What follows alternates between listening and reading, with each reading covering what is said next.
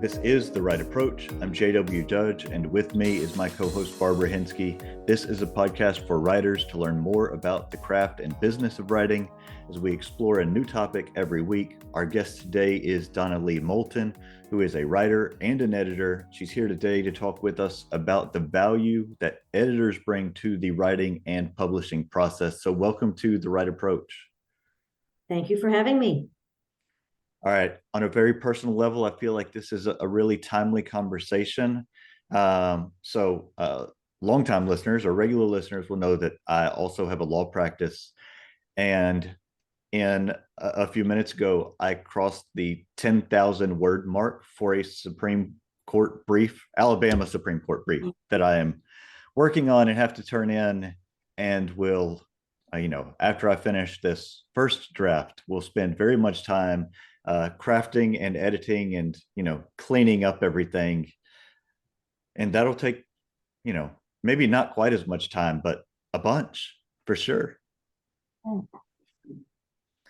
So, donalee, why don't you tell us about your background as a writer and as an editor to give us a jumping off point for our conversation? Perfect. So my background started as a freelance journalist, which I have done for years and years. And of course, as a journalist of any kind, inherent in that is that someone is going to edit you. Every single thing you write is going to be looked at by another set of eyes, and those eyes usually carry a pen or a keyboard, and they love to make changes to what you've written. And what I learned very early on is that they weren't making those changes for the most part to be arbitrary. They were making them because it made the piece of writing a better piece of writing. And so over time, I moved from journalism, stayed within journalism, but also moved into editing of books and editing of articles, bringing that sense to a piece of writing that how can we tighten it? How can we make it more engaging? How can we make it more interesting? How can we make it less repetitive? All the things that as authors we sometimes miss. So I think there's a couple of ways as a writer when you're being edited to approach things.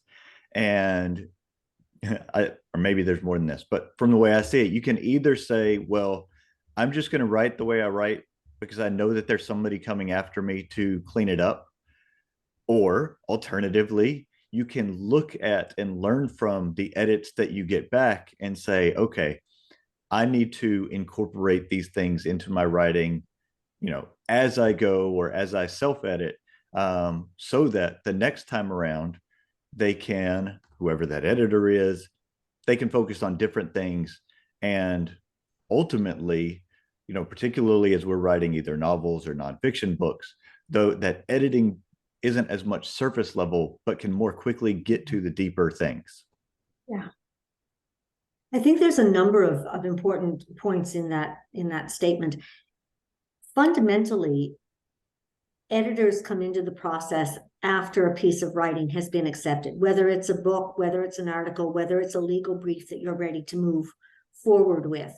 And as writers, we don't get to that stage unless we've put forward our best piece of writing. So to have a draft of a manuscript of a novel and say, well, I won't fuss with it because the editor will do that. You'll never get to the editor stage because the publisher is going to say, this is simply too much work. I need a more professional, more polished piece of writing. And then the editor comes along and says, this is great, but you know what? We can make it greater. And that's what we're ultimately looking for. I think you've also raised an important point. There is more than one kind of editing, but I've also learned that with editing, what I did and continue to do is I will compare something that I've written to the edited version of what I've written. And invariably, some of the changes are just personal preferences on behalf of the editor. They don't like the word aim. They prefer the word target. Some of the changes are absolutely making my piece of writing better. It's tighter, it's sharper, it's more gratifying for the reader because it's smoother to read. And then some of the changes are changes that I go, you know what, I don't think that makes it better. But to your point, it is also about learning. Okay, somebody else thought made it better. I didn't, but now I've learned from this process that editing isn't always about me being wrong and somebody else being right. That's a very, very good point. I make probably 98% of the edits that I get back. Very rarely do I say, no, I don't think so. And there are times when I think, oh, I don't think that really does need to be clarified. But you know what? If one smart person is confused, that's enough. Someone else will be. And you make a very good point. I am indie published, and there are a lot of my cohort who are trying to do all the rapid release and all of that. And so just get that first draft out and then dump it on the copy editor. Well, like anyone else, there's only so many levels your brain can allow you to go. And if that person is stuck with all your grammatical errors and all your little silly things that you could have fixed, perhaps with the help of Grammarly, or perhaps with just a little bit of slowing down and reading it, then you take that off the plate so that this person with wonderful skills can help you improve it. But if you just give somebody, just a piece of junk, it's like they've got to do the tear down before they can get into the reconstruction. If you're only paying them for one thing, your work's never going to be good, never going to get that improving eye on it. It's interesting you say that. I subscribe to an editing newsletter, and once a month they offer a free critique of your first page. So everybody puts a little comment in the comment boxes in Facebook, and I actually won about a month ago, and I'm in the process of completing a third novel, and I sent off my first page, and I got a little comment back, and the editor said, first of all, let me say that I haven't made any grammatical changes or stylistic changes to this. She said, let me tell you that that's very unusual, because for most people who win, I spend most of my time fussing with commas and semicolons and typos and punctuation. She said, but with yours, I got to actually think about the first page, and was it working as a first page, and what could make it a stronger first page? And I thought, well, that's fabulous, because I really don't need somebody to spend time fussing with commas. I need somebody to make the writing better than it already is. And, to that point, I love that about you. To that point, are there programs? I know Grammarly is one. I like Pro Writing Aid, but those things are just invaluable for anybody. If you're writing and thinking, you can't pay attention to every comma. You just can't. And I cannot be trained to not put a hyphen between an adverb that ends with ly the next word. This apparently is, I know it's wrong, but apparently I'm never going to be able to draft like that. Why should I pay someone like you to fix that? Are there things that you recommend or protocols? I think you're absolutely right. I think there's a number of things. There are invariably software tools out there that can help you do this. What I also recommend to people is to create your own style guide. So in my world, I have 1 foot in Canada and 1 foot in the United States. We can't agree on how to spell harbor or center, or whether it's a mile or a kilometer. So those kinds of things need to be paid attention to. But a little style guide that says, this is always how I'm going to spell harbor. Am I going to use that pesky little serial comma before the and in a list? Then you don't have to think about it. And when you go to proofread your own work or to copy edit your own work, you can check back to the style guide for consistency and for accuracy, which then makes the editor's job easier. And I think that becomes very important. The other thing that I find is really, and you do this quid pro quo, I really do find at the stage that which it's finished but not ready for publication, if you can share it with a writer's group, if you can share it with a small group of workshop colleagues, so you will review their work and they will review yours, they will often help you find those things that you miss because you've just gotten too close to it, too absorbed in it, and you can't see it anymore. And that I find is very helpful as well. And because they're getting something in return, they don't mind having to worry about your commas and your semicolons should it come to that, because there's none of us can write the perfect typo-free, punctuation-free document. It's just not going to happen. So I can give a really good example, because this just happened to me, of sending this to people early to read and give you feedback on. I just finished my 5th novel and sent it to a friend of mine who has read all of my books. My previous 4 books were all fantasy, but this 5th novel was a murder mystery suspense kind of novel. And after she finished it and gave me some notes, one of the things she told me was, I didn't see the end coming, but in part because this one line made me think it was going to be a supernatural event, and instead of just your standard murder mystery. And so I went back and looked, and we talked about like how she got to that conclusion, and I needed to add like 3 words just to clarify that, because it never occurred to me that like a reference to, like, it was a cloud of flies that was coming up off of a dead body, and the way I had phrased it caused her to think it was some kind of shadow or thing like that that was emerging from it, and or a spirit or something. And so the whole time she's waiting for the other shoe to drop about all of these events are supernatural occurrences, instead of, this is a thing that's happening to a group of people that is very human. And if I hadn't sent that to her and gotten that feedback and been open to it and not just dismissive of, well, like that's just one person and there's no way that happens to anybody else, then that just opens to door to unnecessary confusion for readers. And I think you're absolutely right. I think as the author, we have a picture in our mind. And when we're writing to that picture. And we just assume that everybody else is seeing the same thing that we are. And then every once in a while, somebody will come along and say, oh, I didn't know they were related. And you think, how could you not know they were related? I mentioned it. Oh, wait now. No, I never did mention it, did I? And it's that kind of thing that is easy for us as the author to lose sight of. But from the outside, if that's missing information, then it can affect how they're reacting to what it is that we're writing. And that's what good editors do. They see the weeds and they see the 30,000-foot view, and you need both. Yeah. Because for me, the picture that I was drawing from when I wrote that part of the scene was several years ago. I was at my great grandmother's farm, and they have a cattle pasture, and there was a cow that had died in the pasture and been there for a bit. And when we approached it, like this just horde of flies ascended off of it, and it left a very vivid picture and smell in my memory. And so when I was writing this scene, I was envisioning that, but the reader doesn't have that context.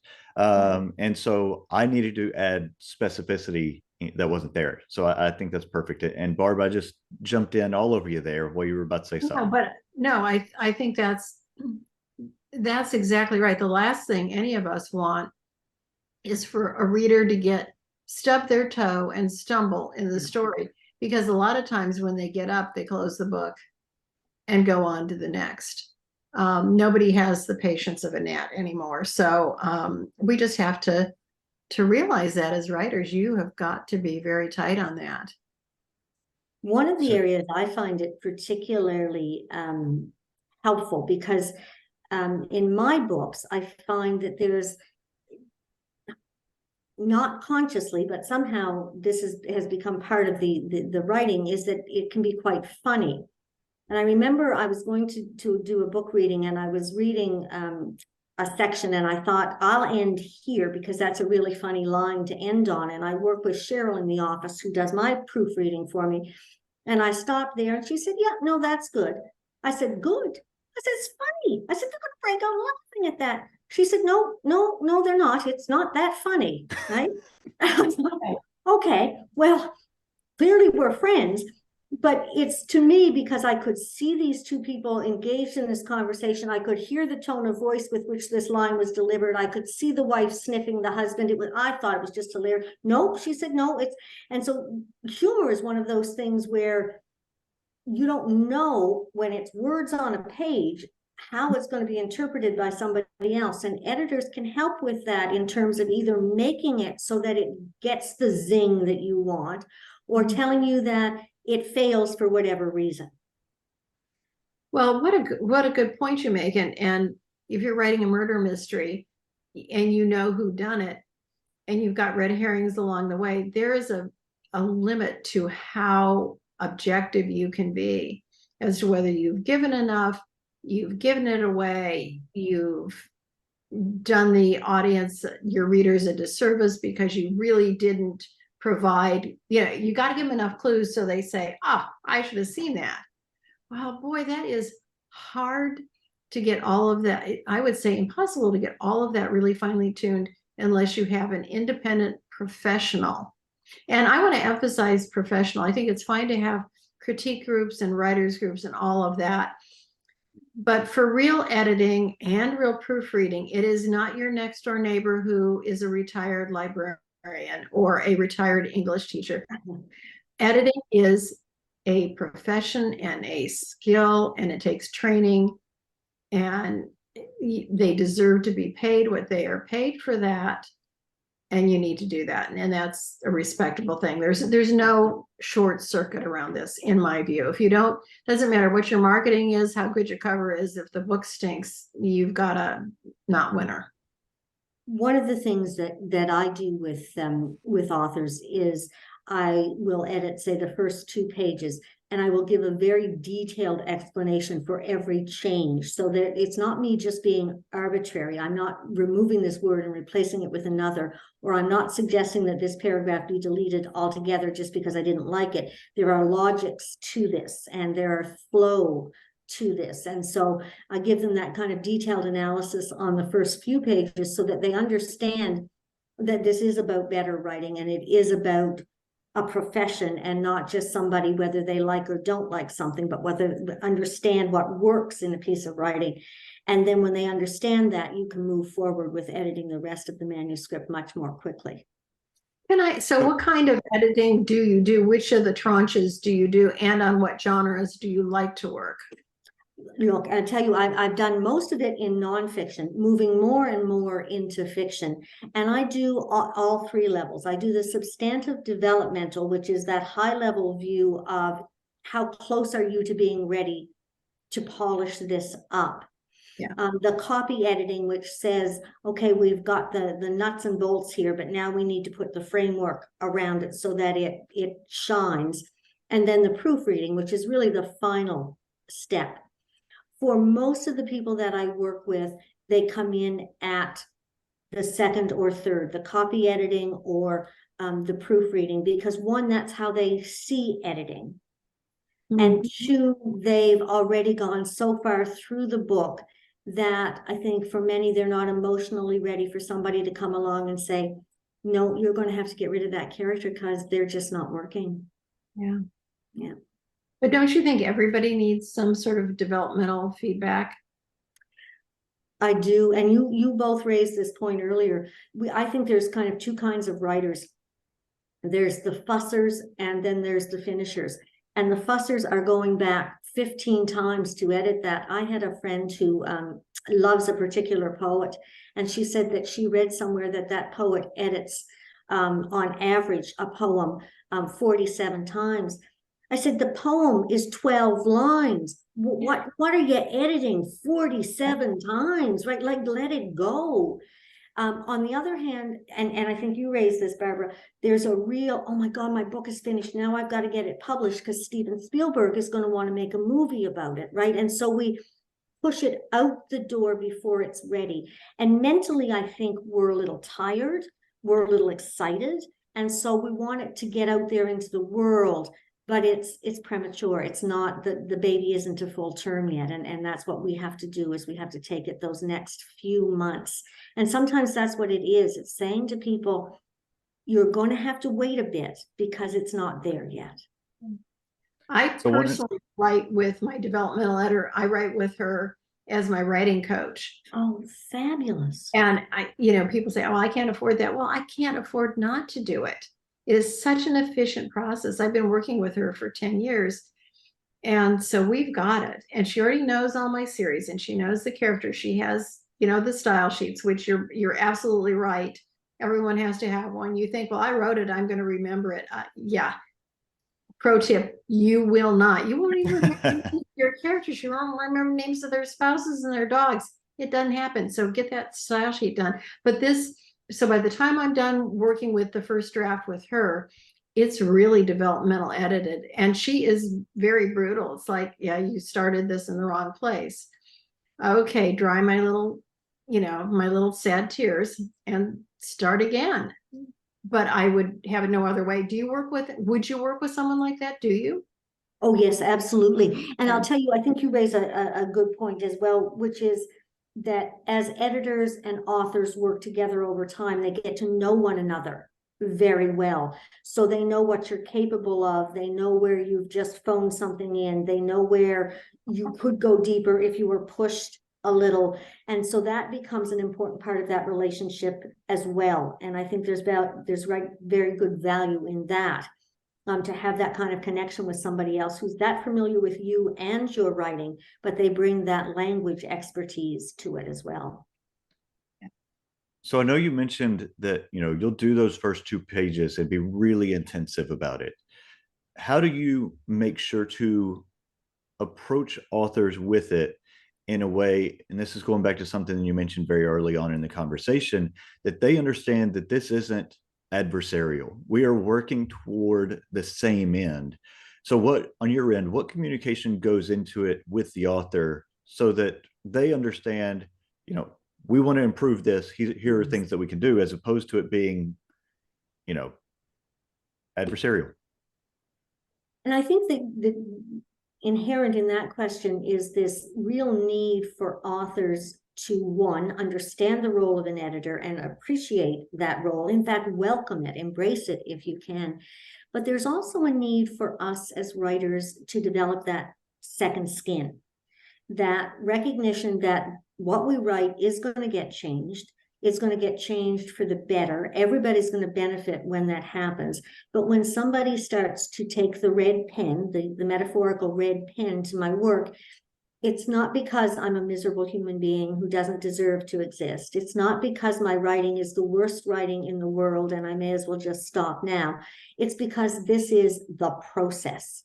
Yes. And it's exactly the same as if I were making a cake. I can't put it in the oven before I've got a batter. So we understand that the process, and while the process may not be as painless as we'd like in some cases, it's not personal either. As a professional writer, this is the process, and I will embrace this process. That said, one of the things I've learned from the editors I've worked with over the years is also to have a lot of balance. So, when Cheryl says to me, no, that's not funny. No, truly not funny. She said, but you know what is funny? The section on page 64 is funny. Let's look at the section on page 64 and figure out what made it funny. So you have that balance of affirmation, right? That there are strengths in here. There are very good things in here. And you want to bring those good things out so that they shine and will disseminate the rest of them out into the universe because we don't need them. I really like that. And especially about the process. I am in Birmingham, Alabama. This is very much football country down here. And I am a sports oriented person by nature. And so, you have Bill Belichick, who's the longtime coach of the New England Patriots. And down here you have Nick Saban, who's the coach of the University of Alabama, both extremely successful people. And all the time they are talking about, this is the process, trust the process. And it's the same thing with writing. Like, this is the process.